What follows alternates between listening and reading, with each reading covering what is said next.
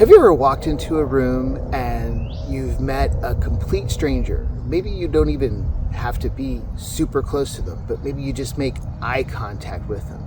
And in an instant, you feel like this incredible connection, like a magnet, like you're just drawn to them. And then you end up talking to this person and you just talk like you've known each other for your whole lives. Or conversely, maybe you've seen somebody from across a room, a stranger that you've never met, and there's just something about them that you're like, whoa, no, I need to stay away from this person. Oh God, please keep me away from this person. You might think that's just coincidence, you might call it vibes, but there's actually science behind that. It's a real thing, and we're going to explore that today. Pardon me, I need to use my phone for notes because I'm really bad about remembering things, which is why I don't write scripts. So there was a study on social synchrony from Western Sydney University and trends in cognitive science. And what they found in these studies was that people, when they're working together, when they're talking together, that they actually start to sync, that their brain waves actually start to match up.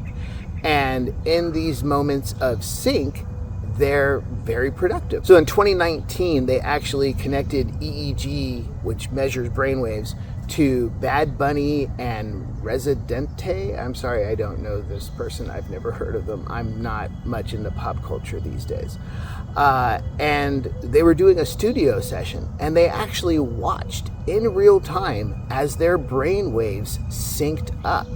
So we talk about vibing with someone, and that's a real thing. I had a girlfriend once, and whenever we would play cards, if I thought about the card I really wanted, she would give me that card if she had it. It was amazing. It happened so much that I actually stopped playing cards with her because I felt so bad. And it goes beyond that.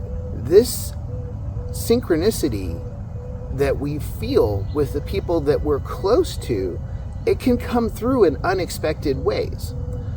For example, when I lived in China, I had met a child who was my student when I first moved there. She was maybe 3 years old, and we're still very close today, and she's 20 years old, so it's been a long time. And I remember I went to her house one day to meet up with her and her family. I just maybe was just stopping to say hi, I forget. I walked in to their apartment and everything seemed the same, you know.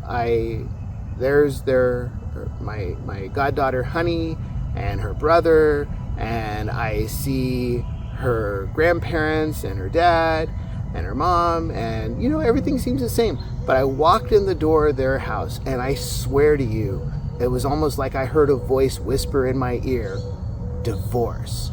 And it whispered it in like almost a cruel way. And I remember looking at them like, this is this family that I've known for so long. This is my family. How can you say that? How can this voice be true? This can't be right. And within, I think, just 2 weeks, it might have even been less, but within 2 weeks, the father had left. And I didn't know their father very well. He didn't speak English, so we weren't especially close. Mostly I was close to Honey, her brother Rain, and their mom Sally. And it just seemed so weird that that voice that I heard, that it became reality. This happens in a lot of other moments as well. People feel, we call it intuition. You meet somebody, you see a stranger, and you feel a sense of danger. Now, we do have stranger danger, right? That's just a legitimate thing. Strangers can be bad people. Strangers can be good people. Still, we often dismiss these ideas, these feelings, as just being coincidence. But they're not coincidence. This is tuning in to the connection of everyone, of everything. We are all connected. We're all on this same planet that is hurtling through the universe at ridiculous speeds. You know, this planet is not separate clumps of land split up by water. They all connect, you know, down into the mantle. This is one solid planet. Now, the reason I'm bringing this up is I want you to tune in to your intuition. I want you to tune in to the sensations that you get around other people. And I want you to tune in to the sensations that come to you seemingly for no reason. We want to be receptive to these things because we want to understand how we truly feel.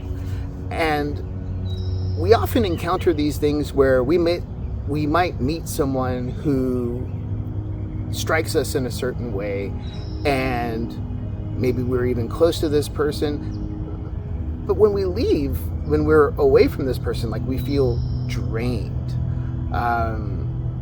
We often let people influence us in ways that we don't consciously notice. And we need to get away from those loops. We need to get out of those situations that are draining to us, or situations that whip us into anger. I think it was Che Guevara that said something like, if you're enraged, you're one of us. But why do we want to be enraged? We don't want to be around people that put us into negative states and then use those negative states against us. And the problem is that most of the time we don't realize that that is what is happening. So your homework from this video is to be more aware of how you feel. And you can't necessarily catch it in the moment. Hopefully you will. But you should be able to reflect on interactions. You know, you can get one of my sensory maps if you email me at whereverthevoidflows@gmail.com. One more time, that's whereverthevoidflows@gmail.com. Email me and I'll send you one of these sensory maps. And that way you can start to write things down about how you feel, how you felt in different moments. And I really believe that if you are mapping your sensations, you will become more aware of those sensations. And the more aware we are of our state of mind, our state of body, and heck, I'll throw it out there, our state of vibration, the more aware we are, the more prepared we are, the happier we're going to be, because we're going to know ourselves even better.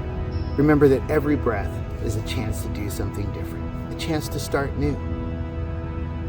If you want to join me in the void, click that subscribe button. Let's see where the void flows.